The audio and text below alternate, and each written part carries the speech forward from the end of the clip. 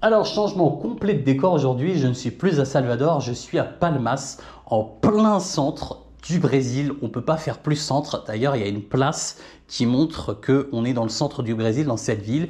Et donc, on est dans l'état de Tocantins, qui est un nom indien. Et en fait, cet état et aussi cette ville a la particularité d'être très récente car elle a été construite. Alors l'état n'existait pas avant les années 90, il faisait partie d'un autre état et après la création de cet état, on a créé cette ville en fait qui est devenue la capitale de l'état et avant ça c'était tout simplement la jungle en fait.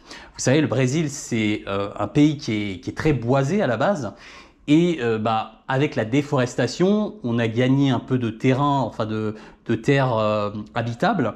Et donc, ça s'est de plus en plus construit, notamment dans le centre et dans le nord du Brésil. Et en fait, cette ville-là, avant les années 90, était une jungle.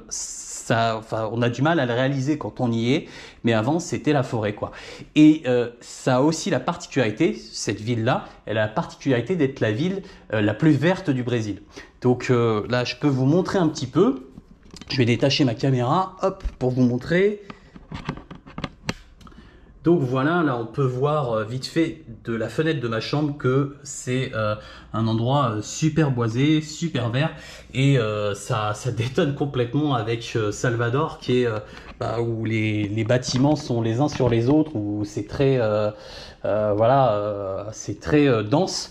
Ici, il y a beaucoup d'espace, beaucoup de zones vertes, beaucoup d'arbres, beaucoup de parcs. Et ça change beaucoup. Il y a toujours des gratte-ciel un peu partout, mais ça change beaucoup. Et là-bas, je ne sais pas si vous voyez avec la caméra, mais il y a un lac qui fait plus de 100 km de long. Et en fait, c'est pas tout à fait un lac. Je crois que c'est deux rivières enfin c'est la conjonction de deux rivières, c'est la confluence plutôt de deux rivières qui font qui font un grand lac en fait. Et donc c'est le lac de Palmas.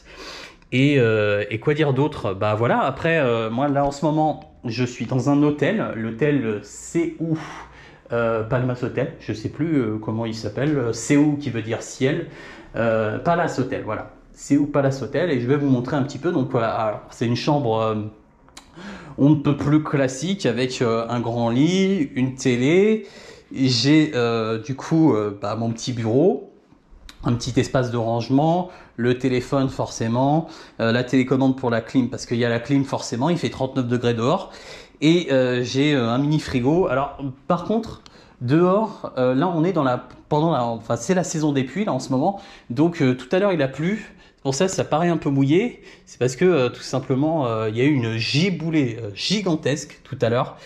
C'était assez impressionnant, mais ça n'a pas plu longtemps. Ça a dû pleuvoir quelque chose genre 30 minutes.